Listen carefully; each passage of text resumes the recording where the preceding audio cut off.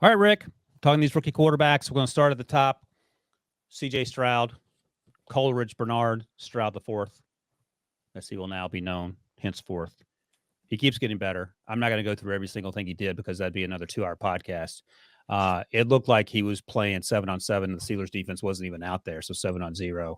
Throws with anticipation, throws accurately, makes great decisions. Bobby Slowick, the first-year offensive coordinator under first-year head coach D'Amico Ryans, always seems to have answers for his quarterback, and CJ seems to have the answers of those tests as the play unfolds. I find very little to be worried about, and I should be very excited if I'm a Texans fan. A++. A++. Golly, so much fun. And that's one of those things where if you draft him, you're not sure because you don't know, and then now you're like high-fiving yourself and you're buying that lake house. Oh, yeah. Yeah, because you're not going to get fired within 5 years. That's right. All right. He's going. So I'm going to go to number 2 on how I have these guys ranked on the list. So we're going to have to skip down one name. So hopefully you can hang with me on that. I'm going to go. So Stroud was my QB1 over the week for the rookie quarterbacks. My QB2 rookie quarterback performance was Anthony Richardson. And I'm curious what you think about that. I thought he does a lot of the things that we've seen him do well, the arm strength, the physicality, sometimes too much. We saw some of the misses on the throws downfield, but he can throw an out versus cover 2 and not even have to layer it because he throws at 98 miles an hour and the underneath defender doesn't have a chance. And that's what very few people can do that. But also the accuracy has been a concern at times. But I thought coming back after a week off with the concussion, there were signs of optimism, and he almost brought that team back after they were down early against the Rams. Yeah, I gave him an A. Good. The throws that he made in the fourth quarter down the seam were incredible touch timing throws with velocity, with touch, and accuracy was there, especially between the hashes. The other thing that I was very impressed with is I actually seen him slide and started to protect himself instead of thinking he was running around at the collegiate level. So Right. He has learned to take care of when the play is done, go ahead and just take a slide. And he did a much better job of that. So I gave him an A for the fourth quarter that he played in. I understand some of the inaccurate throws, but an A for learning to protect himself better. And he did that in this game. Yeah, you have to feel good, I think, if you're a Colts fan, number 1, with Anthony Richardson, number 2, Shane Steichen, the head coach, again, putting him in position to have success. All right, number 3 on my list, I went with Bryce, 25 of 32 for 204, 2 touchdowns, 10 rushing yards, excuse me. And on Sunday, the talking point was Bryce sucks, Bryce is terrible. And I went back and watched the game. Bryce actually played okay. Pretty good. This is the best game so far to date. It was just, and I'll just start here. In the NFL, one mistake can ruin you. And that one mistake was the fumble that ended up being the DJ Wanham fumble return for touchdown that changed the tenor of that game. The Panthers were tenuously holding on to the lead at that point. That changed things. But everything other than that, and there was early in the game, DJ Wanham, by the way, played out of his mind. He almost had an interception on a quick screen. He sort of he dropped it. He drifted into the flat and made a play. But other than that, I thought Bryce made good decisions. They got the ball out quickly. Ian Thomas had a chance at a touchdown on that first drive, hit him in the hands. It was tough. It would have been a contested catch, but it felt like Bryce was making the right decision. But the one thing can end up biting you in the butt, and that one thing was that fumble that cost him 6 points. Yeah, but that's, if you look at the whole game, he is getting the ball out quicker. He seems to be more comfortable. They still have protection issues. I think Harrison Smith had an ungodly type game with all the 3 sacks that he had.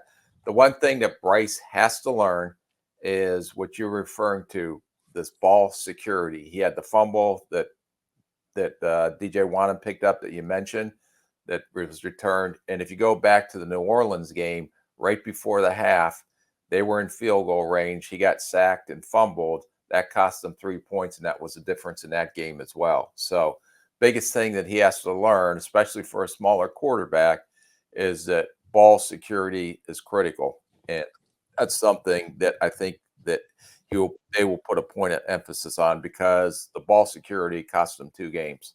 And I'd be interested to see what Frank Reich and or Bryce have to say about it, because that play in which he fumbled, Minnesota had 7 defenders at the line of scrimmage, and they ended up rushing 5 or 6. I think that Hayden Hurst was supposed to be hot there, and he was on the left side of the formation. Bryce ran right. So I'm curious to see what actually happened there and why it happened, and if Bryce messed up, if something else happened, so on and so forth. But again, just that one play. If he doesn't fumble there, I think they get their first win, and I think people are having a different conversation about Bryce today. All right, number 4 on my list. Look, man, I think Aden OConnell is number 4 simply because he survived that game. Max sacked him what felt like 400 times to him, probably ended up being 6. The Chargers found a way to charge it up at the end. Aden OConnell threw an interception to basically end that game.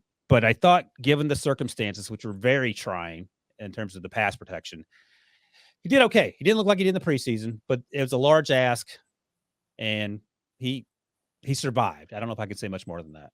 Yeah, no, I gave him a U for a grade for ugly. I think you say undecided. No, ugly. And a UU for DTR, which we'll talk about next. But he's a pocket passer. He holds the ball too long. Yeah, which he didn't do in preseason, by the way. He has. Well, it's different when you're playing against the varsity and they're actually game planning. Right. Preseason, you got to remember these guys can look great, but they're playing base defense and they're playing against Yahoo. I shouldn't say Yahoos. I respect everybody that I was a Yahoo. You were a Yahoo. You can say I was a Yahoo. So I could put myself into that category as a training camp Yahoo. But it's different when the varsity plays. The speed of the game goes up thousands of miles from what it is in the preseason.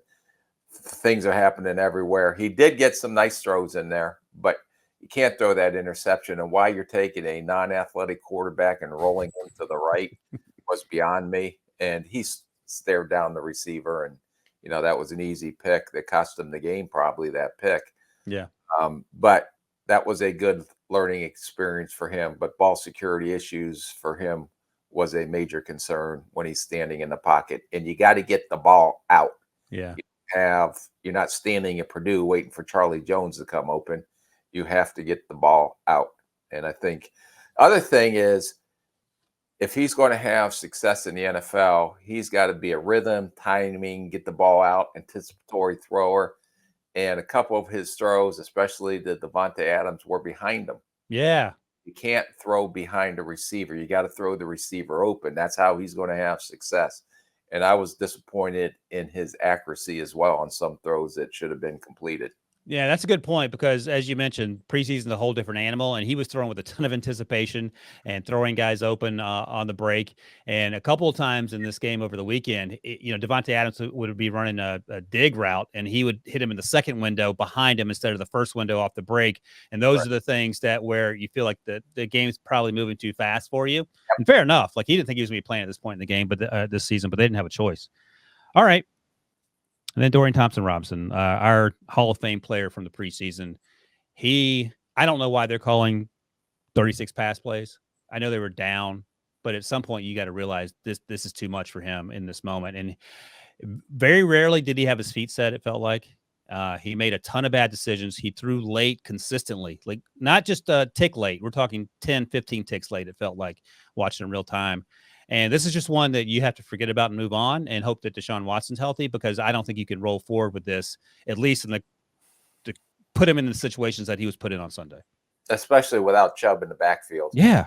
You're going to have to run the ball. You can't put it into his hands. And, as much as people, and you included, put him in the Hall of Fame, and I did, was, my all underrated team, that all underrated stuff came back rated pretty hard. Oh, Rick's got the jokes today, in reality, he just looked confused. Looked like he was born on Wednesday and looking both ways for the weekend. Nice. Which way to go?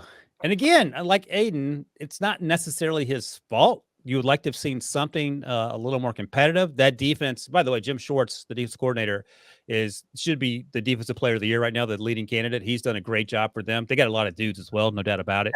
Cleveland didn't look as good on defense either this week. But right. They were struggling altogether. The only way they win this game is running the ball and playing lights out defense like they have through the year, and they weren't able to do either. And they put it into a rookie quarterback's hands who had inaccuracy issues in college. Yet they want to throw the ball 35 times because of what they've seen in a Hall of Fame game. and they were reading my press clippings. Yeah, he had 3 interceptions, 2 in the fourth quarter, and they lost convincingly.